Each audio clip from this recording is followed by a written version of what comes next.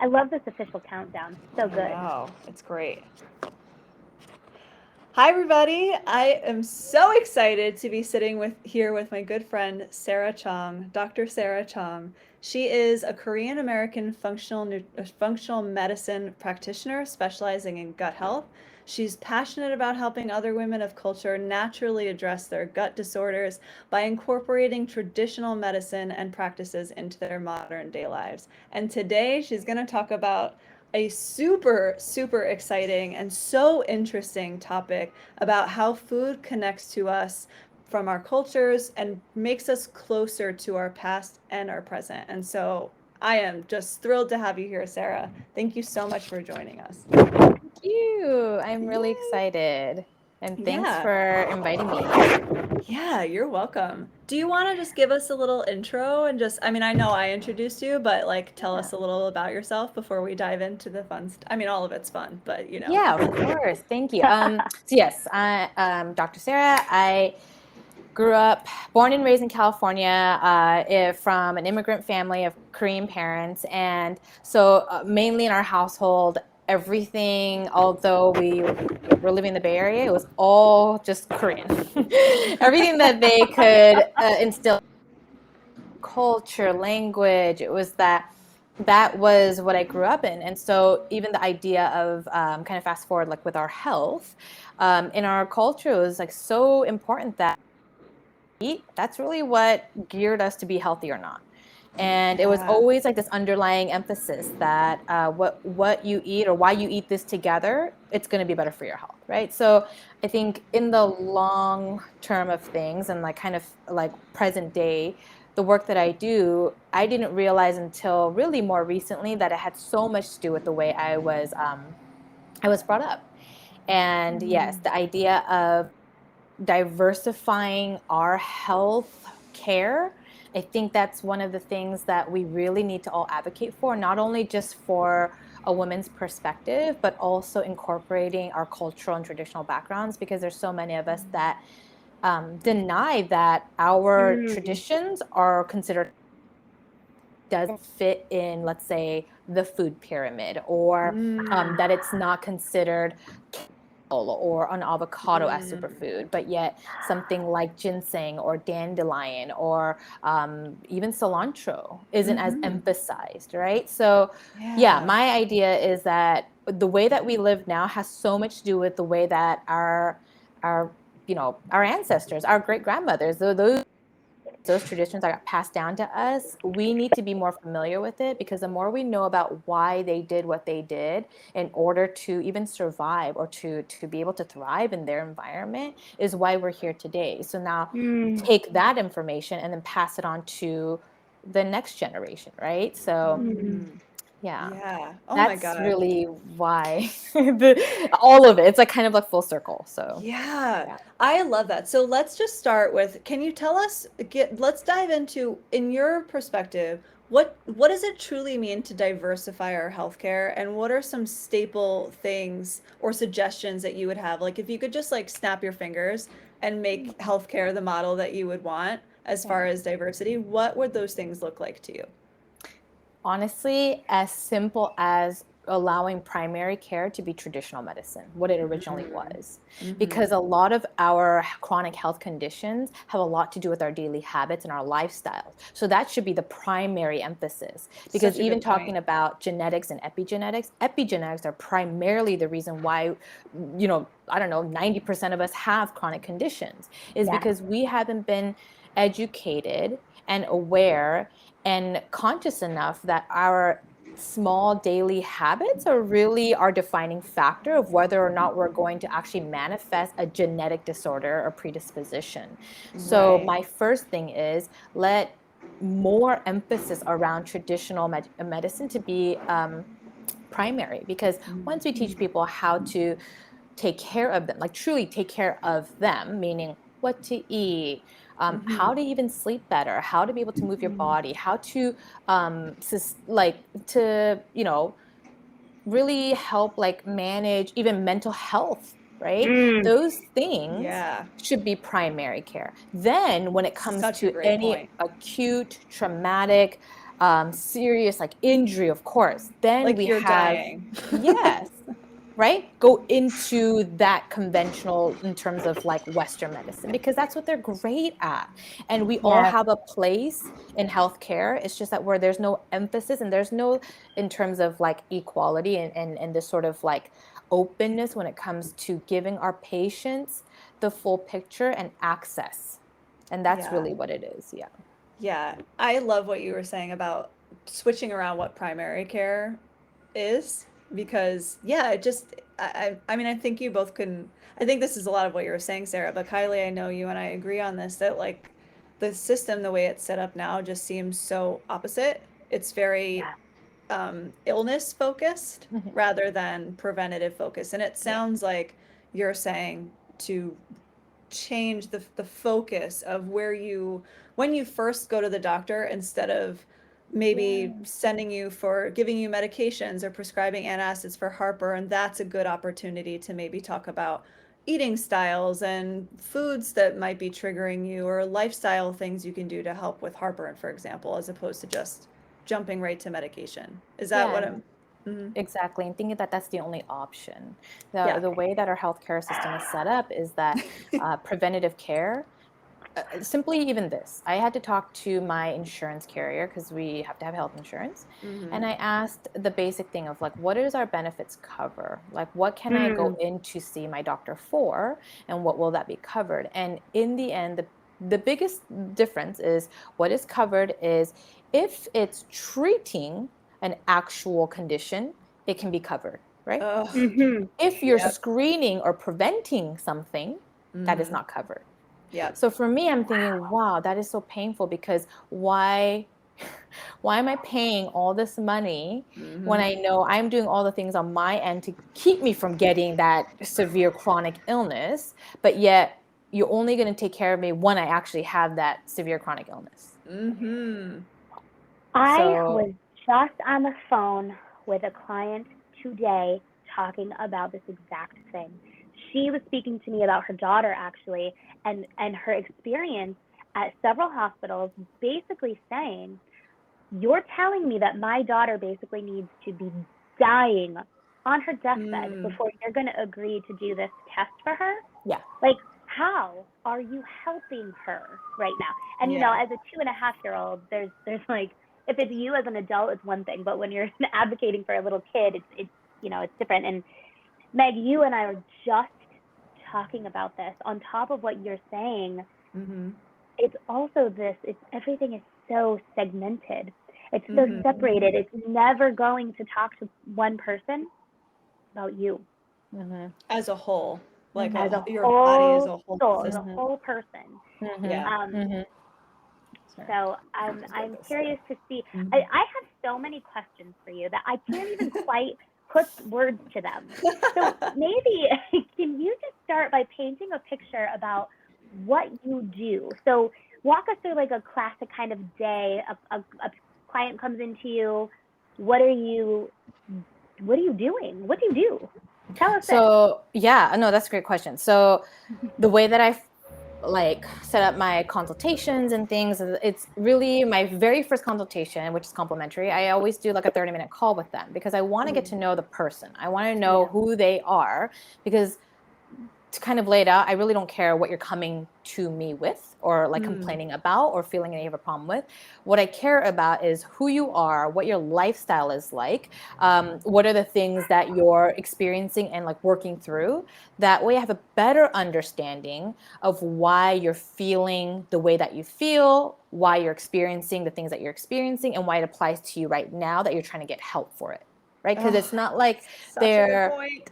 right? Because they're not Yeah. having these things whip up like literally overnight and then they call you the next morning and say, I need you to fix this. They've been dealing with it for a long time. Hmm. Right. And then they're finally at a tipping point where like, I can't keep going on like this. So Yeah. whatever irritation that they felt to finally like get on that call, that's what I want to know. Like, what is your lifestyle like that it's really like getting to you that you can't continue on with this? Then Yeah. it's easy for me to know if there's certain labs we have to recommend, Mm. if there's different types of treatments, if it's simply even, hey, I should refer you to so and so for this. Or, oh, that's a physical, I don't know, like injury. Oh, yeah, definitely. If you already have an appointment with your, I don't know, gastro, or you're just your PCP, good. Don't Right. don't cancel that appointment. Like, have that feedback, and then let's still figure out what we can do right now. That's like number one. Then it's easier to know, okay, even from there, that conversation, do they need more accountability and more support because they have no idea what to do? Or do they know so much that now they just need direction to actually start applying the thing that they keep learning about? That is a huge Right? thing. And then from there, I know, okay, do they need to work with me? How long do they need to work with me? Do they even need to go through this lab, or is this something that we can do without the labs, right? Like all of that, kind of defining those kinds of like questions and just like getting to know them really. Then it helps me understand what they actually want. And that's a big thing. I always ask them what they want in terms of like, it kind of throws them off because I'll say, well, do you want to do that? And it's like, well, I don't know. What do you think? And it's like, well, first we have to decide, do you want to try something new? And if it's yes, okay, then from there, the new thing, if it's something that you want to work with me with, is it going to be that if I recommend XYZ, will you do all those things? Or are you going to just hesitate, question, kind of resist? And do we need to work through that before we even decide?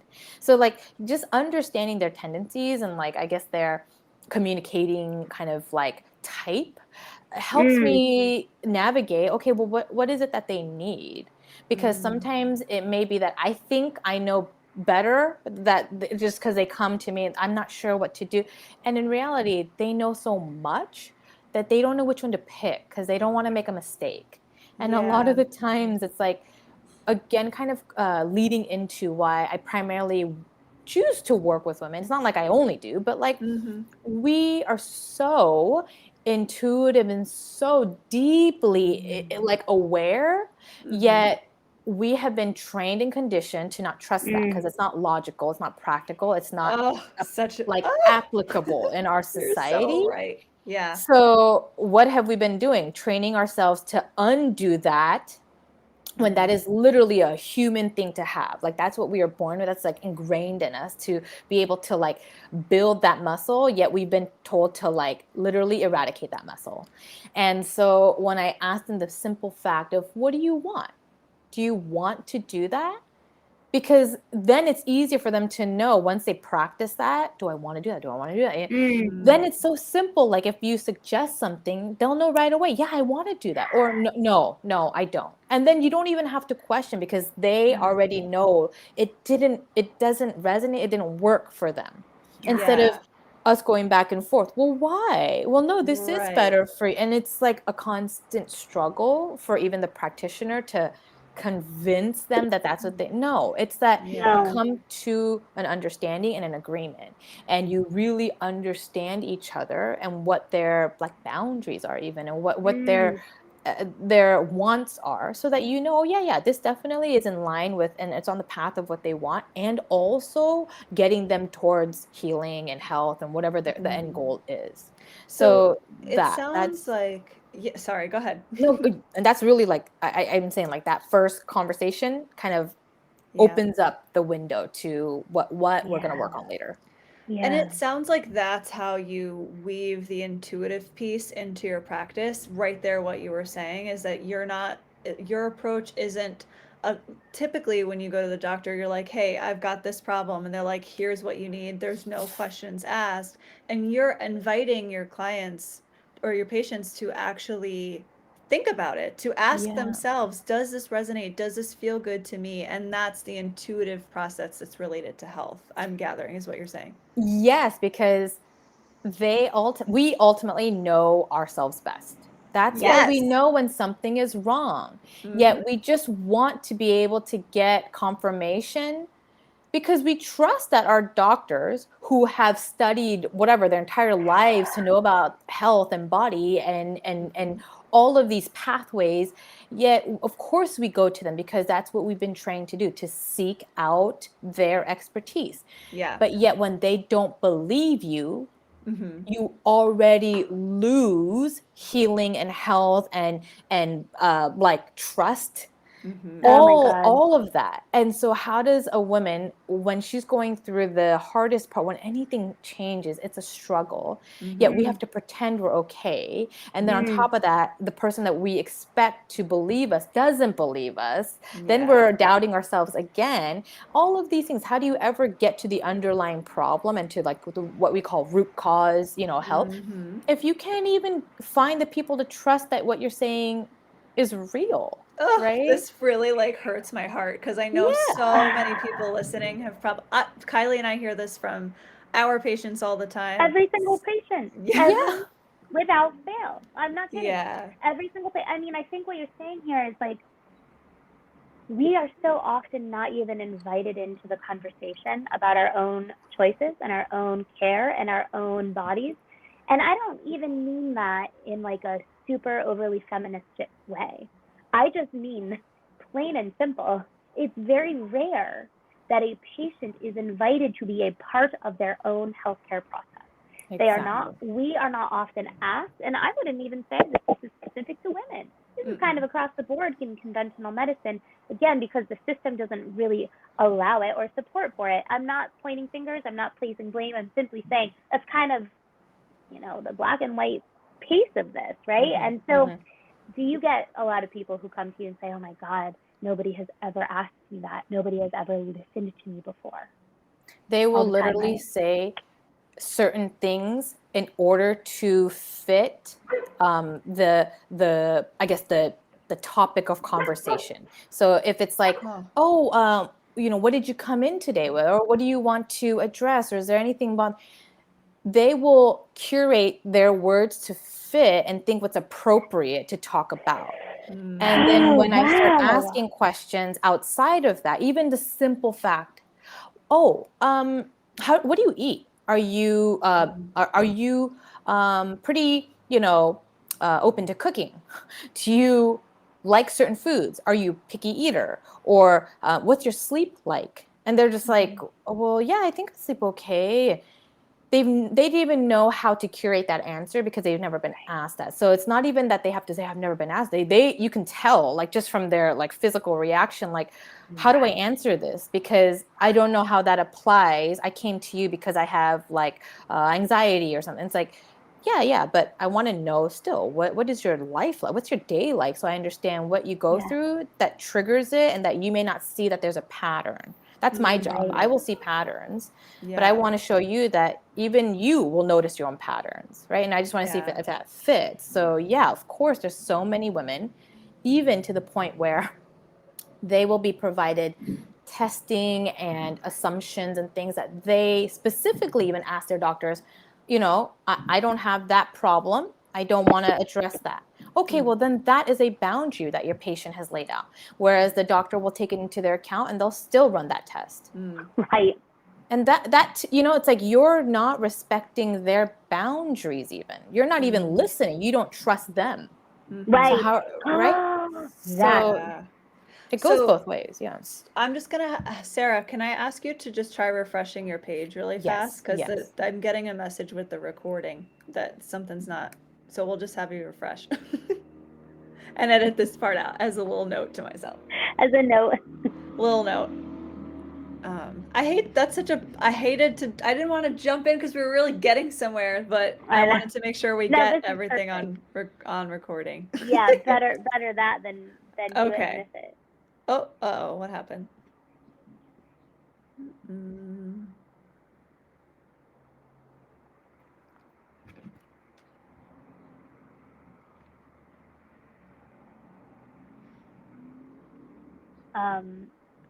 Hold on, she's texting. Oh. It's weird. It keeps saying to refresh over and over. There we go. There we go. Oh, okay, you're here. That's good. I don't know It what. still says to refresh again. Should I'm gonna like get out of the browser altogether and then re-log in. Is that okay? Okay. Yeah. Okay. That's Yeah, perfect. Okay. Okay. Thank you. All right. Cool.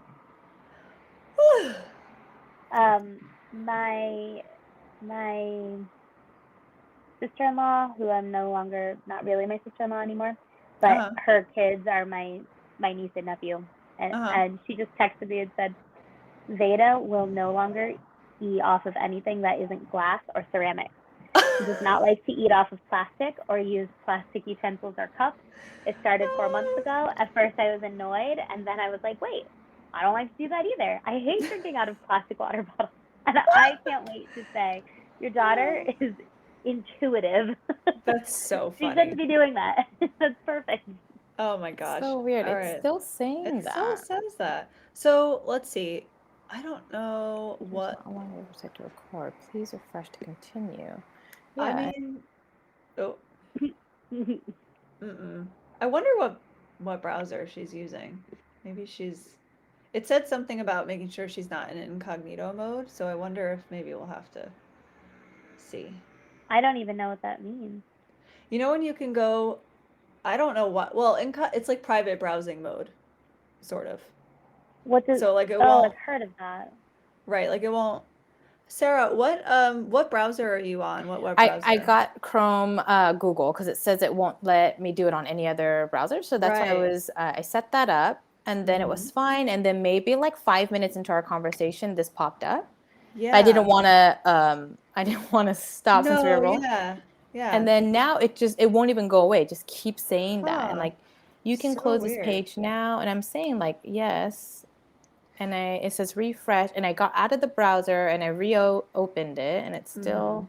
You're not doing in its- incognito mode, right? No. No. Okay. I No, don't know. and That's so it weird. says, and I can open up a new, I don't know, maybe a new tab.